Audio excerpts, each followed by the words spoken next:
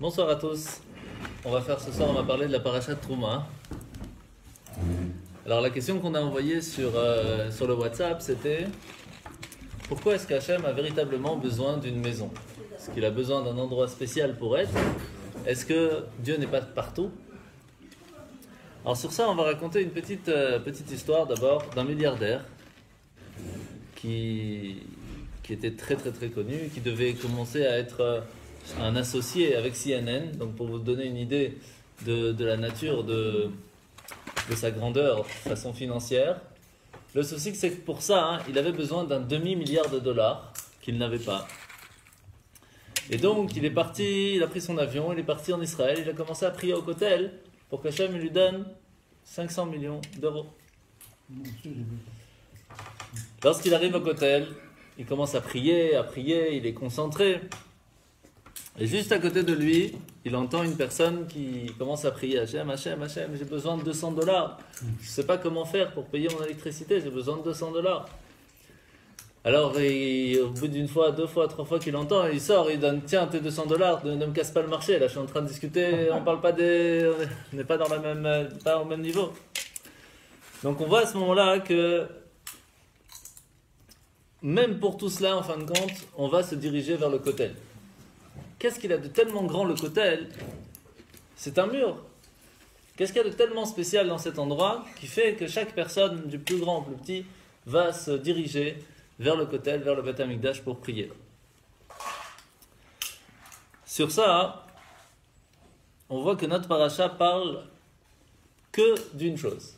Comment est construit le Mishkan? Comment est construit le sanctuaire, le tabernacle, l'endroit où Hachem va résider dans ce monde? Et sur ça, il y a plusieurs détails, comme vous avez pu l'entendre dans le petit mot de Torah. Il y a la menorah, candélabre, il y a le pain de proposition, il y a le misbéach, demain matin on va voir le misbéach hazav, etc. Donc on voit qu'il y a plusieurs choses. Et il y a aussi plusieurs mesures, des mesures très strictes, à savoir comment va être fait le Mishkan, le Beth Amikdash, et que ces mesures doivent être elles sont tellement importantes qu'elles doivent être vraiment strictes à tout point. Qu'est-ce que ça veut dire? C'est-à-dire qu'Hachem, dans 30 mètres, il peut venir. Si c'est 31 mètres ou 29 mètres, il ne peut pas venir. On a besoin spécialement d'une mesure pour que ça fonctionne.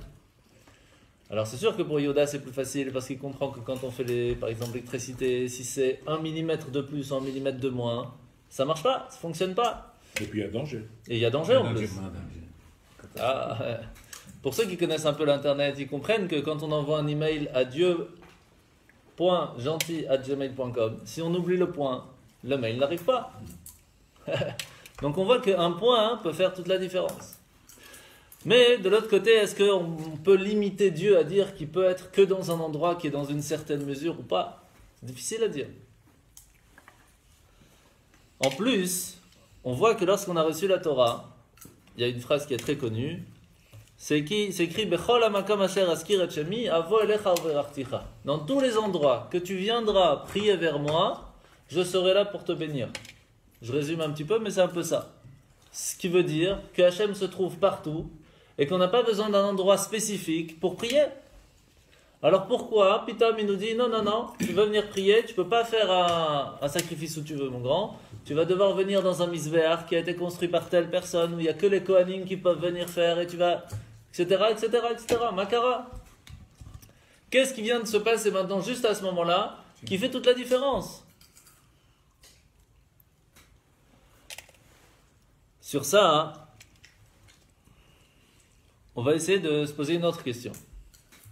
Imaginez quelqu'un le matin, il se lève, il fait son modéani, il se lave les mains, etc. Il va pour se préparer à partir, et puis juste avant de partir, il prend un petit thé, un café, avant de partir. Comment on fait pour partir si on n'a pas pris son café le matin?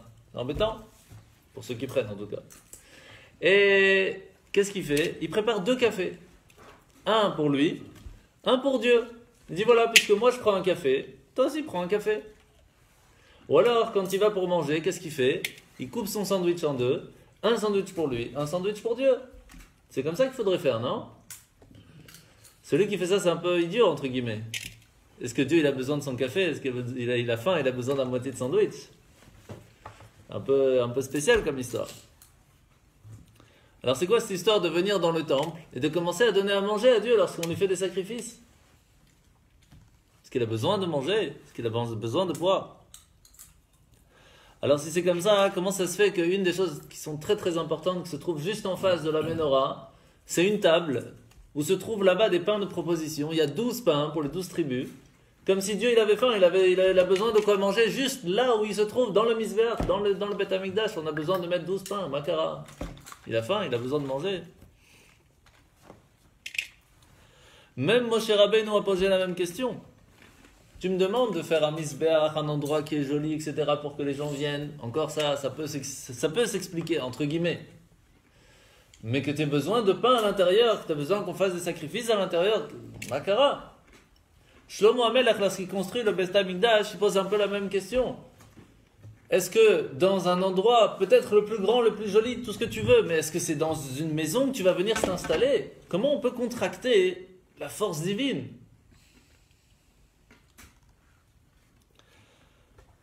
En plus de ça, c'est écrit dans la paracha, Daber ibn Israël veikru li trouma.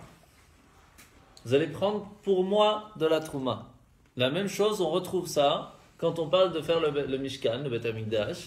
Ve'asu li Mikdash. Vous allez faire pour moi un Mikdash. Et après, Ve'shachanti betocham. Si vous faites pour moi un Mikdash, alors je vais venir résider en vous. Alors la question bien sûr qui est la plus connue quand on parle de Parashat Trouma, qu'on rappelle tous les ans, c'est pourquoi c'est écrit Vaikru li Trouma. Et vous prendrez pour moi. C'est pas vous allez prendre, vous allez donner. C'est qu'est-ce qu'il nous demande Hachem? De prendre des choses qui nous appartiennent, de le donner à Dieu, aux Kohen, aux pauvres, etc. Donc, qu'est-ce que ça veut dire vous allez prendre pour moi? En fait, à partir du moment où on donne à quelqu'un qui en a besoin, en fait on prend pour nous. Parce que lorsque Hachem, il nous demande de donner à quelqu'un d'autre, et qu'on le fait, eh bien lui, il nous donne de quoi subvenir à nos besoins. Ce qui fait que lorsqu'on donne, en fait, on prend. C'est à partir du moment où on donne la tzedaka, on n'est pas en train de donner. On est en train de prendre pour nous. Parce que très souvent, on se dit, mais j'ai 100 euros. Comment je vais donner 10 euros à quelqu'un qui a besoin? Je vais perdre. J'aurai que 90, j'aurai que 90. En fait, non. En donnant ces 10, tu as gagné encore 100. Donc quand on donne la tzedaka, en fait, on est en train de prendre. Si tu donnes la tzedaka, veikru li trouma. Si c'est pour moi que tu donnes, alors en fait, tu vas prendre. La même chose pour le mikdash ou pas? Vous allez faire pour moi un mikdash. Chaque chose qu'on va faire dans la vie de tous les jours, si on le fait pour nous, c'est pour nous. Si on le fait pour lui, c'est pour nous. כן. יש מישהו בחצר, אפשר לראות? כאילו כל הזמן. בחצר איפה? אז זה גבריאל, אני חושב, לא? כל הזמן הולך חוזר. כנראה זה גבריאל. כנראה שהוא לא חוזר. ילך ויחזור. Donc,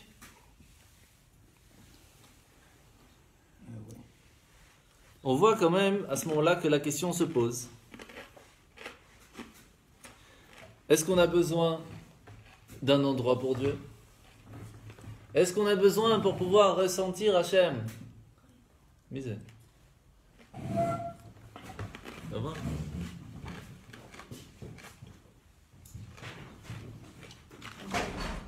Il vient, il n'était pas avec Comme ça.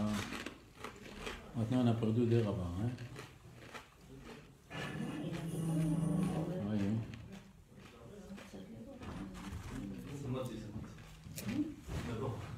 D'abord, on fait les choses de Ça, on m'avait de vrai, une chose. Donc, C'est qu'il a trouvé. si on est en train de dire qu'on a besoin pour Hachem de faire des choses, et que ça même, ça nous amène à nous des choses qui sont très très bonnes, est-ce que Hachem il a besoin d'un endroit spécial pour ça? Est-ce qu'il a besoin de manger pour ça? C'est pas mieux que le pain soit pour nous? Lui il n'a pas besoin de manger. Makara. Qu'est-ce qu'elle a fait l'animal? Pourquoi tu viens la sacrifier? T'as rien fait? Makara.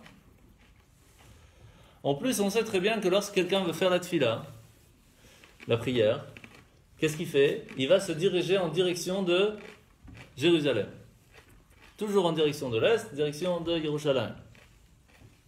Et que chaque personne qui fait cette tefila va toujours essayer de faire attention à ça. Si quelqu'un, il ne sait pas où c'est Yerushalayim, comment il fait? Ben, il ouvre l'iPhone. Il ouvre l'iPhone et il vérifie. Et s'il n'a pas un iPhone, Android, on ne peut pas faire double pub quand même. S'il n'a pas de téléphone et il ne sait pas trop où c'est, etc., alors on pense en direction du Beth Amikdash et c'est bon. S'il y a, c'est pas toujours possible. Donc on doit avoir l'esprit en direction du temple.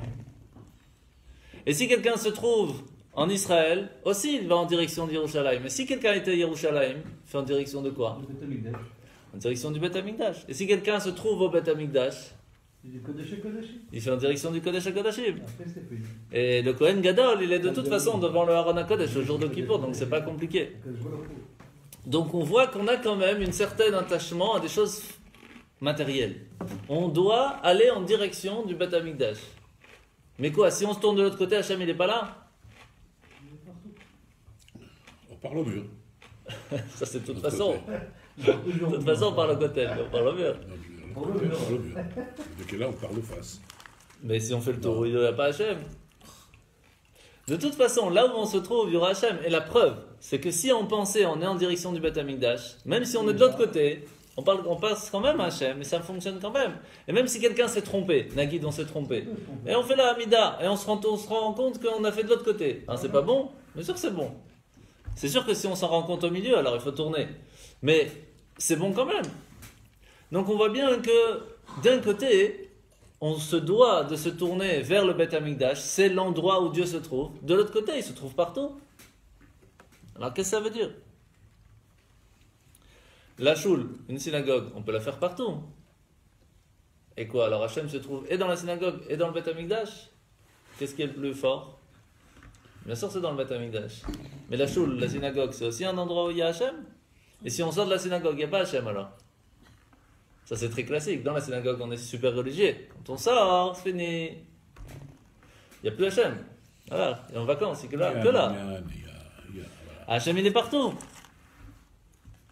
Alors pourquoi est-ce que la Torah, la Paracha vient de dire qu'il y a des spécifications spéciales, il y a des endroits spéciaux, il y a des pierres spéciaux, il y a des krachim, il y a des poutres en bois qui doivent faire de telle façon et de telle façon, etc. Et de l'or et du cuivre, etc. Comme on a expliqué. Donc, pourquoi il y a besoin de tout ça? Est-ce qu'Hachem il a besoin de tous ces détails pour pouvoir venir s'installer?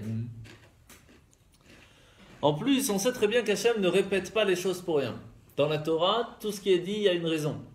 Combien de fois on répète la construction du temple? 5 fois. Une fois, c'est déjà, il fallait le faire. La deuxième fois, tu vas dire parce que c'est très important.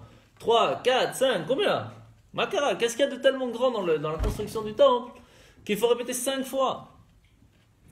En plus, on sait quand on regarde dans la paracha de Bereshit, par exemple, on voit que en 26 versets, on a expliqué 1500 ans de la création.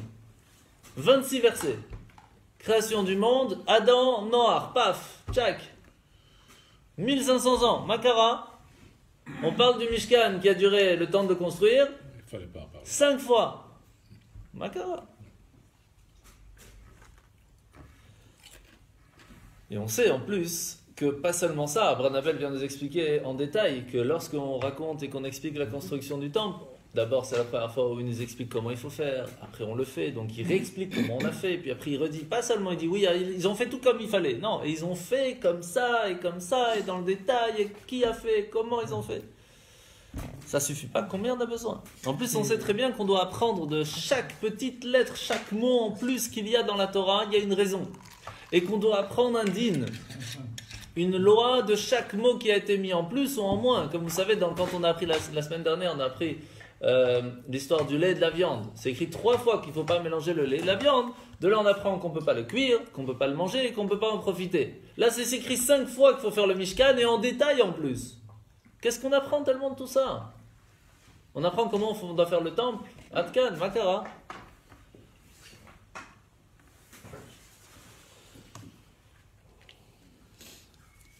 Sur ça, il y a une petite blague qui est connue et qui est remise à jour tous les 4-5 ans entre Bibi Netanyahu qui arrive chez Trump et qui lui dit, C'est la mode. c'est la connue, hein, qui lui dit, écoute, j'ai besoin de parler avec le bon Dieu, est-ce que je peux utiliser ton téléphone rouge?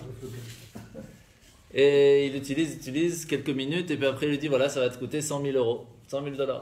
Tu Makara, c'est cher du moins chez toi. Hein. Ouais, si tu veux, c'est long. Hein. Il arrive après, c'est l'inverse, Trump qui arrive en Israël, il va dans le bureau de Bibi, il lui dit, je peux utiliser ton numéro, il reste 1 heure. À la fin, il dit, combien ça coûte? 10 shekels. Comment ça se fait? Tarif local. Ici, on est à côté de Dieu, donc c'est moins cher. C'est pas si loin que ça.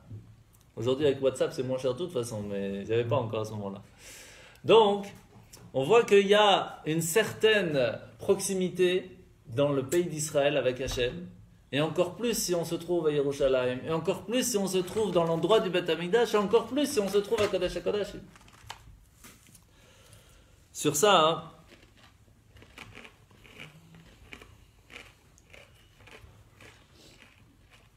je ne sais pas si vous avez déjà entendu parler d'un milliardaire qui s'appelle David Seitz, très très grand milliardaire américain, qui une fois il a pris son yacht pour aller quelque part, et sur le chemin il demande au pilote, au capitaine du bateau, il lui dit, est-ce que tu peux me dire c'est où la direction de Jérusalem avec ta boussole? Il lui dit oui, c'est par là. Ok.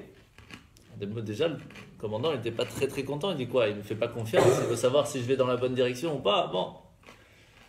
Quelques heures plus tard, il revient le voir, il dit, dis-moi, est-ce que tu peux me dire où c'est la direction de Jérusalem? Mais c'est par ici. Troisième fois encore, il dit, attendez, je comprends pas, c'est quoi l'histoire? Qu'est-ce que vous me demandez? On est dans la bonne direction, ne vous inquiétez pas. Il dit, non, je vais t'expliquer. 3 fois par jour, on prie Hachem pour le remercier de ce qu'il nous a donné et pour lui demander qu'il continue à nous donner. Et ça l'a tellement touché de voir qu'un milliardaire comme lui, il s'arrête 3 fois par jour, il prend un moment pour Dieu, ça l'a tellement retourné qu'il a changé du tout au tout. Savoir se rendre compte qu'il y a des moments dans la vie où on ne peut pas penser que tout vient de chez nous. C'est Hachem qui nous donne. Chaque chose qu'on a, c'est un cadeau. Ça nous donne la possibilité de comprendre et de ressentir en fin de compte qu'est-ce qui nous appartient vraiment.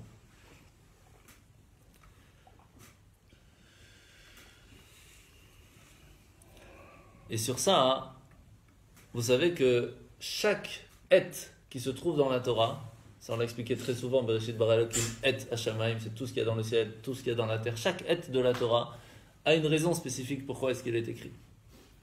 Et il y a toute une histoire avec un grand rabbi, c'est Shimon Amanossi qui expliquait tous les et dans la Torah. Jusqu'au moment où il est arrivé à un et qu'il n'a pas expliqué. Il n'arrivait pas à trouver.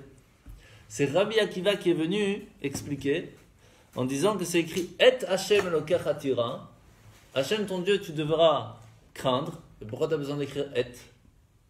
Et Rabbi Akiva il nous dit que toute personne qui est lui-même quelqu'un qui craint en Dieu, puisqu'il a étudié la Torah, un Talmid Chacham, un Rav, un Rabbi, etc., de la même façon que tu dois craindre en Dieu, tu dois craindre aussi à la personne qui est attachée à Dieu.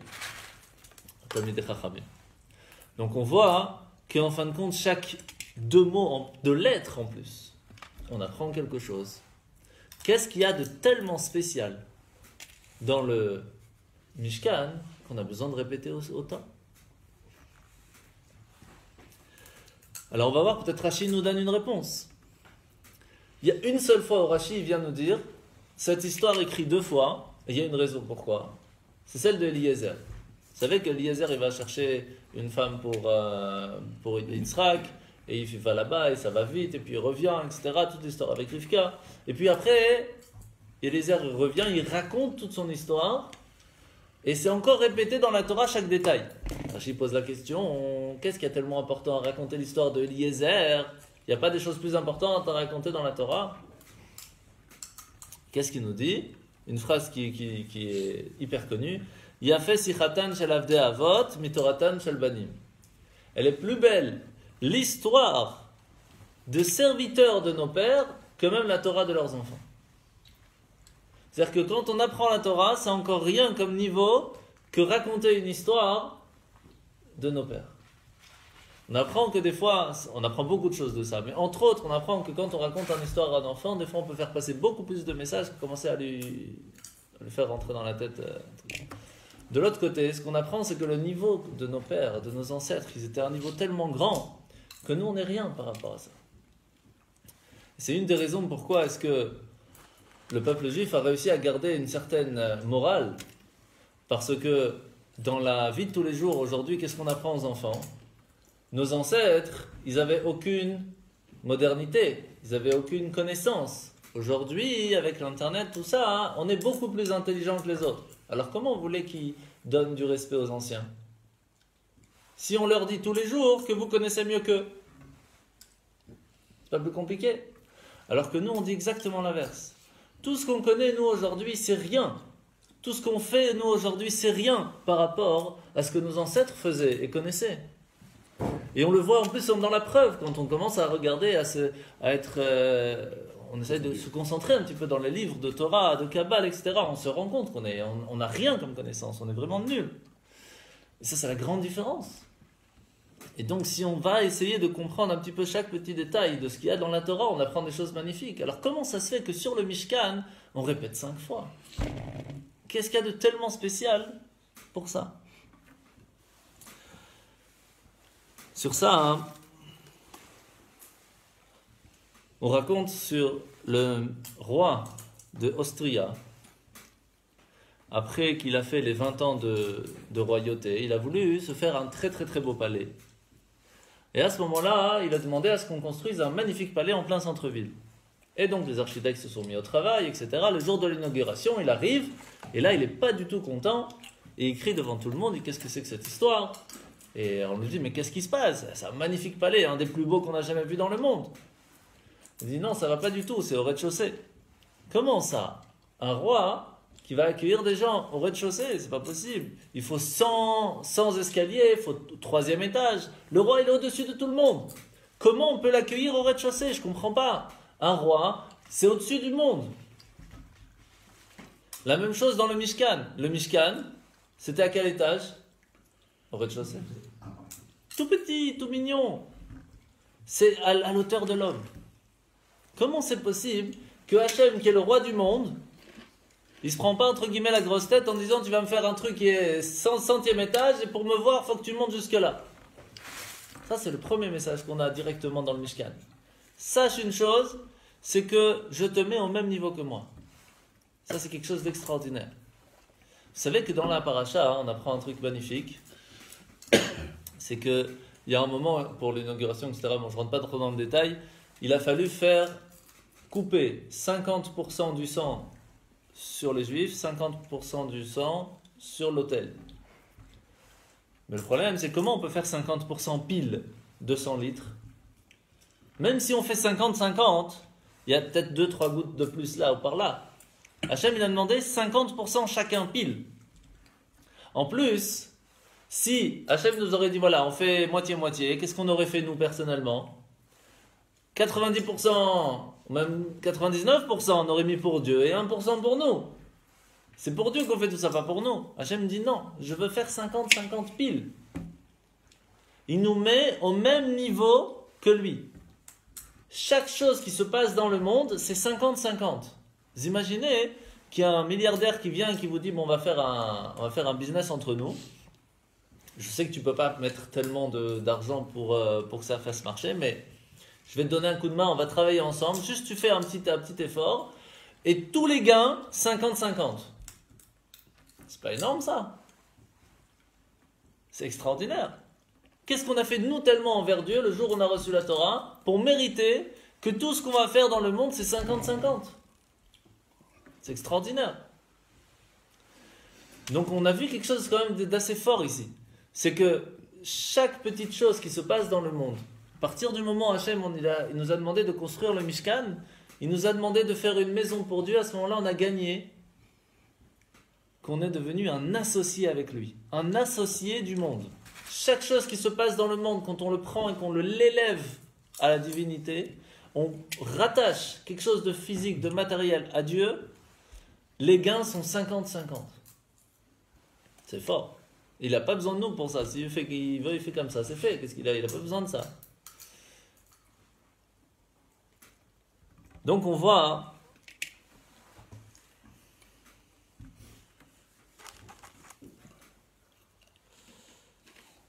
que très souvent, on court. Ça c'est le gros souci en règle générale. On est en mode métro boulot dodo tout le temps. Et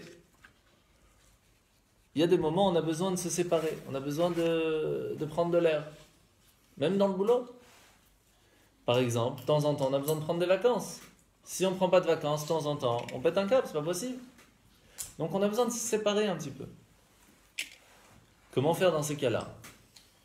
Hachem, il nous dit, il y a des moments, à force, que tu vas essayer de travailler. Tu vas donner à fond à ton corps. Tu vas devoir faire une pause au bout d'un moment. Parce que ton âme, elle va te dire, j'ai faim. Toi, ton âme va te dire, ça va pas. Tu vas avoir besoin d'une pause. Cette pause, c'est la choule, la synagogue. C'est le Beth Amikdash. C'est un endroit où tu peux venir reprendre des forces, spirituellement parlant. Et pour ça, on a besoin que ce soit de façon très spéciale. Par exemple, c'est intéressant de voir que Hachem nous demande de prendre des krashim. Keresh, c'est des planches. Planches de bois. On ne va pas rentrer dans le détail de quel bois, parce qu'on l'a expliqué l'année dernière. Mais ne serait-ce que le mot keresh, ça a les mêmes lettres que sheker, qui veut dire le mensonge. C'est fort. Vous savez que, et là vous allez comprendre quelque chose d'extraordinaire, lorsque Hachem a dit à Noach, je vais envoyer le déluge dans le monde. Pourquoi? Parce qu'ils vivent dans le mensonge. Ils laissent tout Dieu de côté.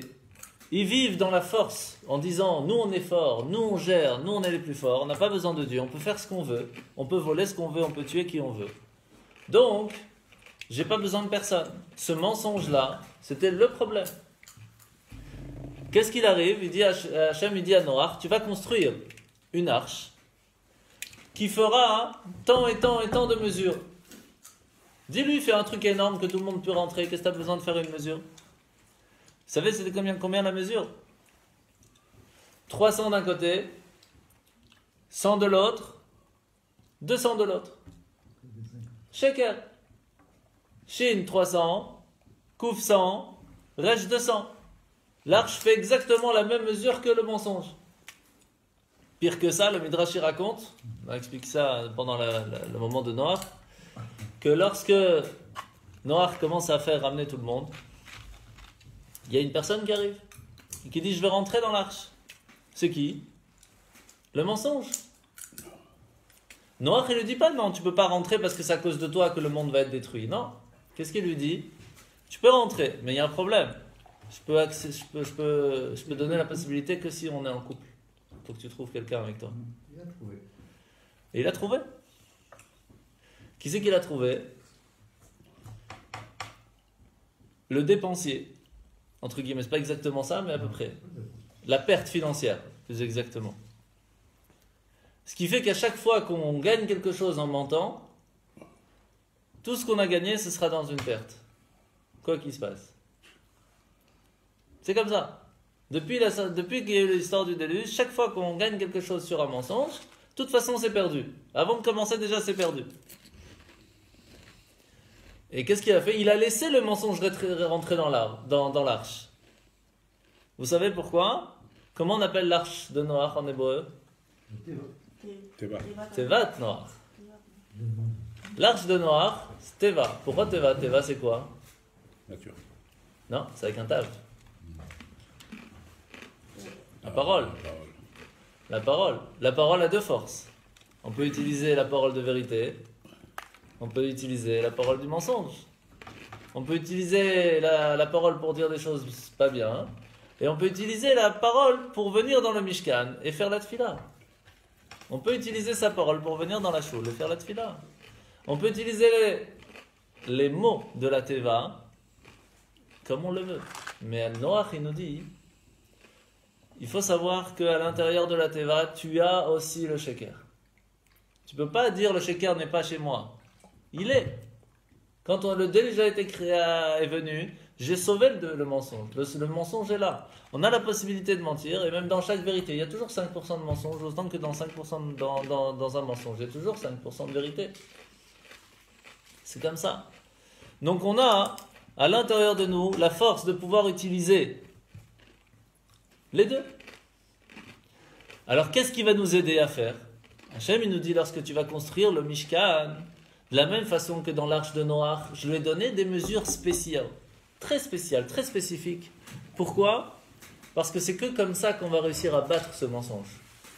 Pour être sauvé du mensonge, on doit d'abord le connaître.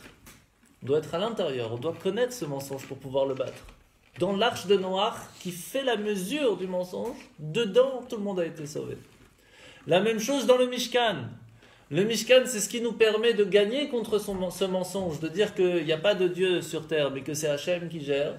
Grâce à quoi? Grâce au Sheker, on le change. Et on en fait des Keresh. Et on en fait quelque chose de différent, de plus fort. On en fait les poutres du Mishkan. Donc on a besoin, en fin de compte, on comprend déjà un petit peu pourquoi on a besoin de quelque chose qui a les mêmes mesures. Ça ne nous donne pas encore la raison pourquoi le Mishkan en soi. Est-ce qu'on a besoin de ça? Est-ce que Dieu n'est pas partout? Sur ça, on est obligé de savoir, de se poser directement la question, quand est-ce que Moshe nous a dit il faut faire le Mishkan? Comme ça, déjà, on aura une idée pourquoi. Il nous a dit ça juste après Kippour. Donc, je vous rappelle comment ça marche. Si Sivan, on reçoit les 10 commandements, à voix orale. 40 jours plus tard, on reçoit les premières tables de la loi. Le 17 Tammuz, en même temps, il y a la faute du veau d'or. Il repart encore 40 jours. Il revient, il dit, ok, c'est reparti encore 40 jours. Et quand je reviens, on reçoit les deuxièmes tables. Il revient le jour de Kippour. On a les deuxièmes tables. Quand il revient le lendemain, il dit à tout le monde, venez, j'ai un truc à vous dire très important. Sachez qu'il faut construire le Mishkan. Pourquoi? Parce que comme vous avez fait le veau d'or, alors voilà, le Mishkan va vous faire réparer l'histoire. Donc déjà, on comprend une chose très importante, c'est qu'il y a une raison pourquoi il y a le Mishkan. Pourquoi Hachem nous a demandé de faire un tabernacle, un sanctuaire pour lui, pour se faire pardonner de l'histoire du veau d'or. Donc déjà, c'est une base, c'est important de savoir ça. Ah, pourquoi il nous parle maintenant du Mishkan, le veau d'or, c'est pas tout de suite? On ne parle pas encore du veau d'or, c'est plus tard. L'histoire du veau d'or, c'est pas tout de suite, c'est Parashat Kitissa. Donc, alors ça, c'est toujours c'est la réponse classique. En mukdam umeochar baTorah, il n'y a pas de passé futur véritable dans la Torah, c'est un petit peu mélangé entre guillemets. Mais quand même, la question reste. Donc, quand même, on comprend que c'est à cause du Hegel, à cause du veau d'or. Sur ça, hein,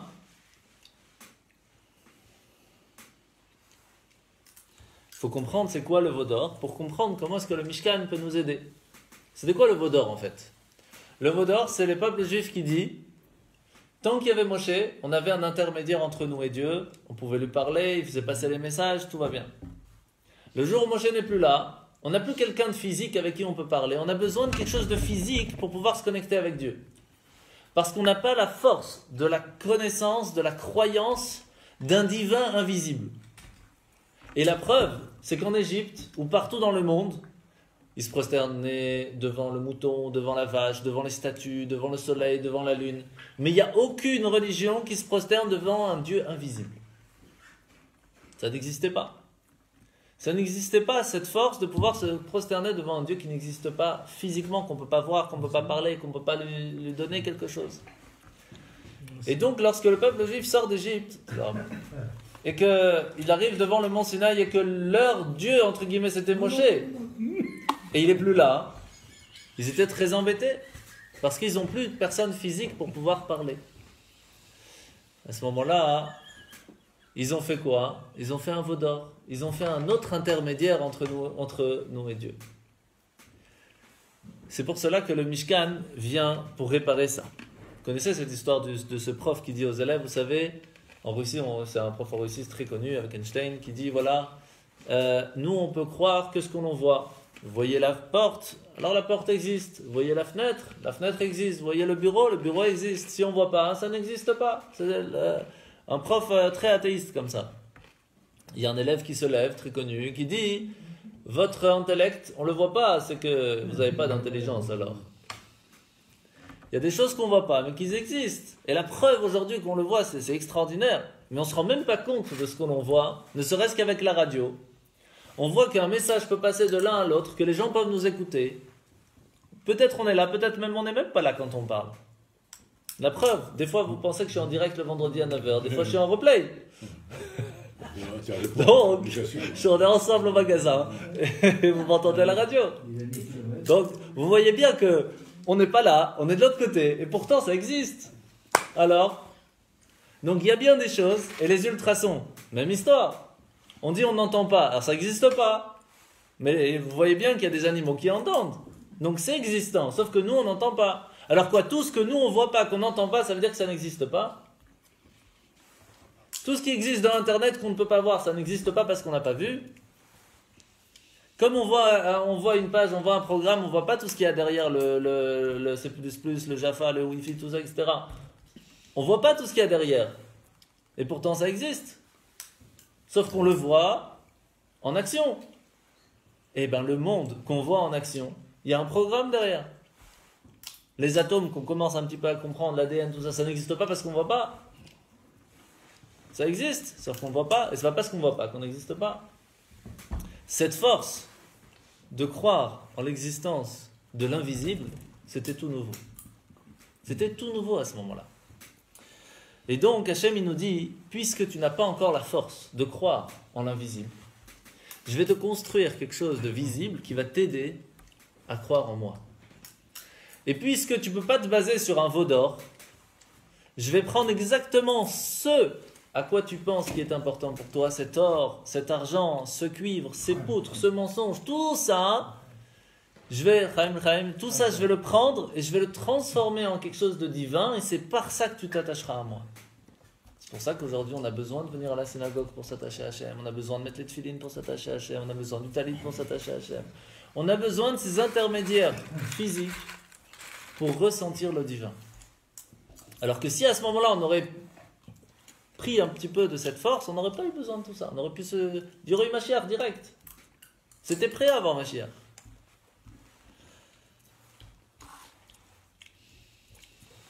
Donc, la question qui se pose maintenant, puisqu'on a compris qu'on a besoin de quelque chose de physique, puisque c'est que grâce à ça qu'on arrive à s'attacher à l'invisible grâce au visible.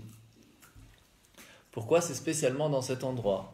On sait bien, le Sforno nous explique que avant Avraham, il avait fait un hôtel où il voulait. Noach, il a fait des hôtels où il voulait.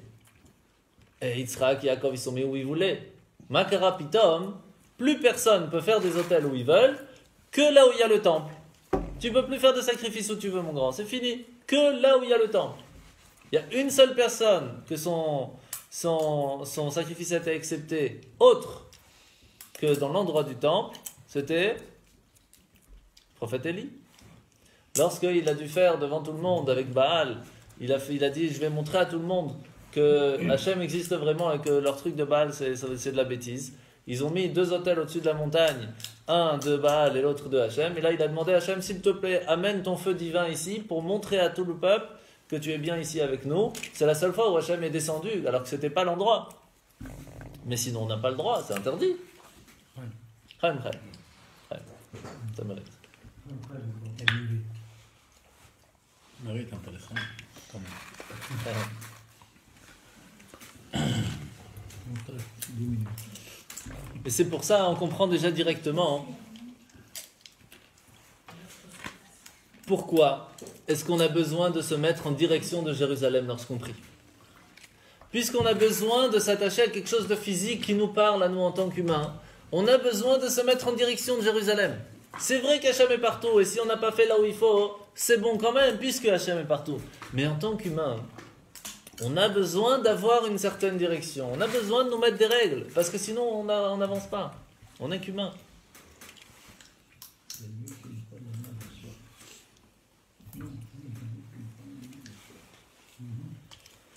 Maintenant, la question revient quand même un petit peu. Vous vous rappelez qu'on a expliqué que c'est écrit Vaikrou li Trouma, que lorsque le Mishkan a été fait, lorsqu'on donne de la tzedaka, c'est en fait pour nous, on gagne quelque chose de ça. Lorsqu'on fait le Mikdash, c'est en fait pour nous. Donc en fait, c'est pas à cause qu'on a fait le veau d'or, et donc on a perdu cette force du visible en l'invisible, que pour ça on a fait le Mishkan. Et une preuve de plus que c'est pas que pour ça, pas seulement puisqu'on a dit que c'est pour nous, donc c'est un plus, c'est pas seulement un moins. C'est pas à cause d'un moins qu'on a gagné ça pour rattraper le coup, il y a plus que ça. En plus, on voit bien que la Torah nous ramène l'histoire du Mishkan avant l'histoire du veau d'or. Donc on dit, ok, dans la Torah, il n'y a pas de... Mais il y a quand même une raison pourquoi la Torah nous l'amène avant.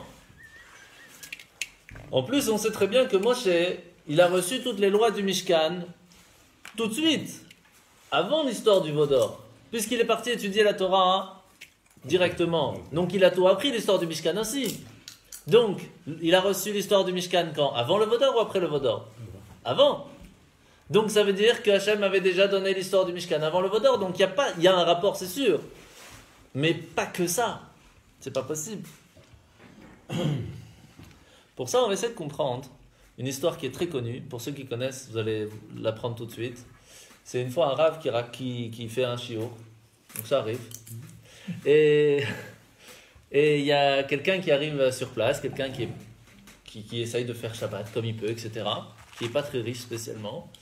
Et le rave est en train d'expliquer comment ça se passait dans le temple, où on faisait les 12 pains de proposition. La façon de pétrir, etc., etc. Comment ça se faisait. Et que c'est triste parce qu'aujourd'hui on ne peut plus le faire, il n'y a plus le temps. Il rentre à la maison. Il dit à sa femme, écoute, on a appris aujourd'hui un shiur magnifique, comment on fait les pains de proposition d'une façon très spéciale. Il faut pétrir comme ci et comme ça, et puis la forme, et c'est très spécial. Tu sais ce qu'on va faire?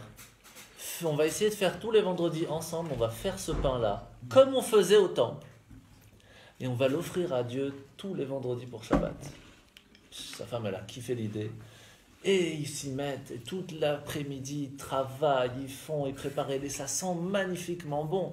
Il prend les 2 pains, il va à la synagogue, il ouvre l'Aron HaKodesh, il dit Hachem, voilà ton cadeau. Et il lui pose et il referme.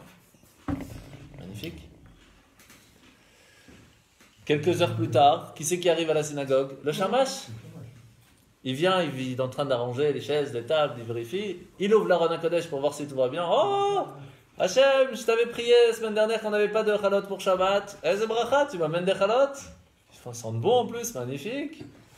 Et il ramène à la maison, il passe un super Shabbat. Le lendemain matin, ils ouvrent la Torah, il n'y a plus les chalot. Ouais, il est content, lui. Magnifique, Hachem, il a mangé les chalot. C'est pas magnifique cette histoire? Et comme ça, de temps en temps, tous les Shabbats, il amenait, c'est magnifique, super histoire. Le shamash était content. Et puis il y a un vendredi où le rav il reste un peu plus tard dans la synagogue. Et qui c'est qui va arriver? Le monsieur qui amène ses 2 chalot. Il dit c'est quoi ton plan? Qu'est-ce que tu vas faire ici? Il dit écoute, ça fait déjà quelques semaines, tous les vendredis je mets. Le samedi matin il n'y a plus. Hachem il mange mes chalot. C'est pas top, c'est magnifique. Il dit Makara, qu'est-ce que tu as dans la tête? C'est le shamash qui s'éclate avec des chalot. Le pauvre il est triste, il rentre à la maison, la femme elle est encore plus triste. Et il mettait du cœur dedans. Malheureusement, qu'est-ce qui va se passer? Le même soir, le Hari Akadosh, le Harizal, il vient dans la maison du Rav et lui dit sache que ça a été fixé pour toi que tu partes de ce monde, ce Shabbat. Parce que depuis la destruction du temple, Hachem n'a pas eu autant de plaisir que ces chalotes qui ont été faites avec cœur. Et c'est lui qui raconte cette histoire, c'est pour ça qu'on la raconte de temps en temps. Il a fait à Seuda Shlishit, il a raconté cette histoire en disant que voilà, sachez qu'il faut continuer, il faut le cœur qu'on met à la tâche, c'est ça en fin de compte ce que Hachem il aime énormément. Et après Shabbat il est parti.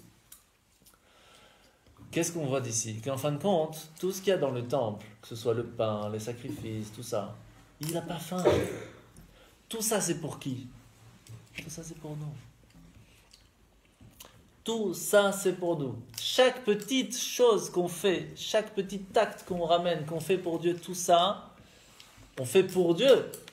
Ve'asuli mikdash. Mais en fin de compte, c'est lui. Tout ça, c'est pour nous en fin de compte. Tout ça, c'est pour nous. Tout ce qu'on fait, c'est pour nous en fin de compte.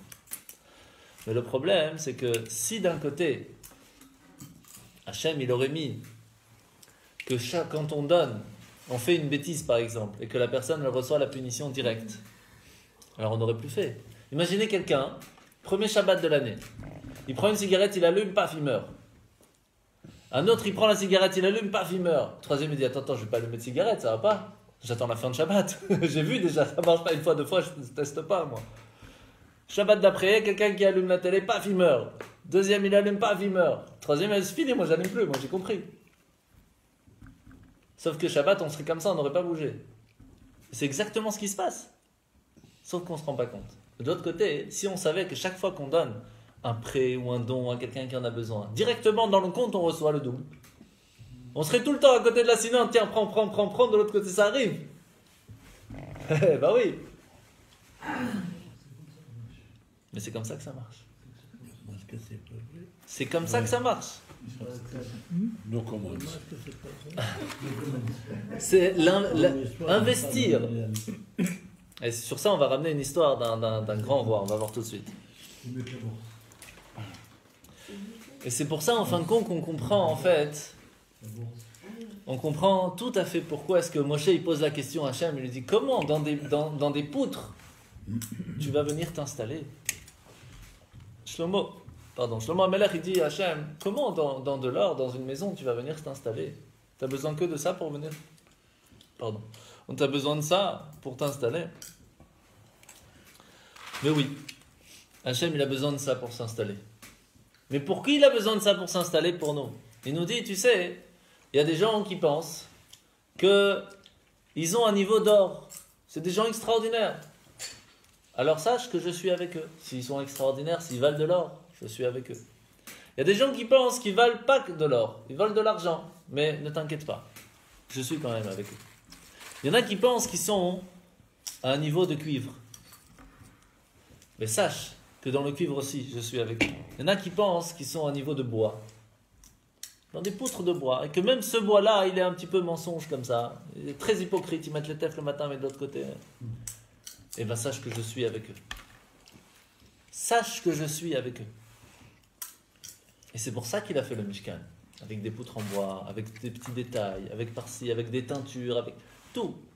Pourquoi? Pour nous faire comprendre que chaque petite action qu'on fait, ça amène Hachem. Que ce soit de l'or, que ce soit de l'argent, que ce soit du cuivre, que ce soit du bois, que ce soit des tentures, que ce soit une aiguille. Hachem est là avec toi. Tu viens pour Hachem, Hachem est là avec toi. C'est tout.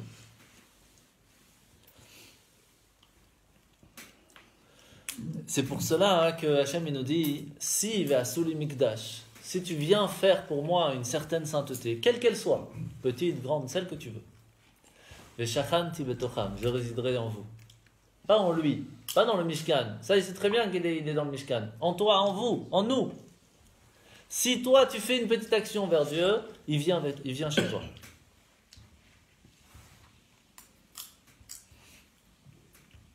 Et ça, c'est pas seulement dans les petites actions, mais c'est aussi dans le business. C'est aussi dans la maison. Chaque petite chose dans le business, on peut se dire, je suis en train de travailler pour moi, je suis en train de gagner, je suis en train de faire ci, je suis en train de faire ça. Tu mets une seconde de Torah dans ton business, tout ton business est béni par Hachem. Une seconde, tu écoutes le petit mot de Torah pendant les quelques minutes que tu as quand tu es au bureau. Tu prends tes tefs, tu vas les mettre au bureau quand tu n'as pas eu le temps de faire à la maison. Tu prends un Teilim, de temps en temps, tu lis un Teilim. Tu as amené Hachem dans ton business. Quoi de mieux? C'est pour ça que de l'autre côté, on doit quand même se poser la question, et qui répond en fait un petit peu, est-ce qu'on a vraiment besoin d'une mesure? Hachem, il est sans mesure. Pourquoi on a besoin d'une mesure spécifique? Dans le Mishkan, on voyait les deux. Dans le Beth Amikdash aussi. Il y avait une certaine mesure comment le Mishkan, le temple, devait être construit. De l'autre côté, quand on va dans le Saint des Saints, ici, c'est le Saint des Saints. Ici, en plein milieu, il y a le Haron HaKodesh, l'Arche Sainte. De là à là, il y a 10 mètres. Là, il y a l'Arche Sainte. De là à là, il y a 5 mètres. De là à là, il y a 5 mètres. Comment ça marche? Et le Haron, il n'est pas là. D'un côté, il y a une mesure. De l'autre côté, la mesure n'existe pas. Si toi, tu fais un petit effort pour Hachem, le reste, Hachem, il fait. Tu ouvres la porte un tout petit chouïa, Hachem, pour lui, il n'y a plus de différence. Limite, pas limite. C'est de la rigolade pour lui. Ce que nous, il nous demande, c'est de faire un pas. C'est tout. Fais un pas, le reste, ça va tout seul. Il faut faire le pas. Et c'est pour cela qu'il y a des kelim. C'est pour ça qu'il y a plusieurs différents ustensiles. Pourquoi? Par exemple, le cuivre, les corbanotes, c'est l'intérieur de chacun. D'accord? Les corbanotes, c'est l'âme animale qui se trouve en nous, qu'on doit sacrifier pour Dieu. Il y a 3. Vous allez apprendre demain dans le Ultimo Torah, je vous le dis déjà maintenant. Il y a le bœuf qui est à l'intérieur de nous, qu'on offrait au temple. Ça, c'est celui qui est en opposition, le taureau, en opposition. Il refuse d'accepter la divinité. Eh bien ça, on doit arrêter ça. On doit offrir ça à Dieu. Il y a le mouton. Le mouton, c'est le conformisme. Vous savez, on est comme un mouton, on suit la mode. Ça aussi, on doit donner à Dieu, c'est fini ça. Et il y a la chèvre, obstinée dans ses pulsions animales, toujours en train de... Il ne veut pas s'arrêter, il est têtu. Ça aussi, on doit offrir à Dieu. C'est 3 choses. C'est ça qu'on doit offrir en sacrifice à Hachem dans le Mishkan. C'est pas le mouton qu'il a fait, il n'a rien fait. C'est notre mouton à nous qu'on doit offrir à Hachem. La menorah, le candélabre, ça c'est la chorma. Chorma d'Hachem, c'est toute une idée pourquoi. La table des pains, c'est quoi le pain? C'est manger. Manger, c'est la parnassa. La parnassa aussi, sache, c'est pour Dieu. Ça vient de Dieu. Les kétoret, les encens, c'est la prière qu'on fait à Hachem. Elle doit être pour Hachem, ça doit être un plaisir à écouter. Vous imaginez bien que si quelqu'un il vous envoie un enregistrement, même dans un petit Torah, que vous voyez que c'est du fait du vite fait, ça n'est pas agréable à écouter. Quelqu'un qui lit un truc, ça se voit tout de suite. Quelqu'un qui explique, qui a mis du cœur à l'intérieur, ça se sent directement. Vous faites la prière à Hachem. Imaginez comment il la reçoit. C'est tombé. Prenez 30 secondes. Vous faites une prière vraiment comme il faut à Hachem. 30 secondes. Il va kiffer. Il vaut mieux 30 secondes bien comme il faut que 2 heures, mais vous faites que lire sans rien comprendre. Non?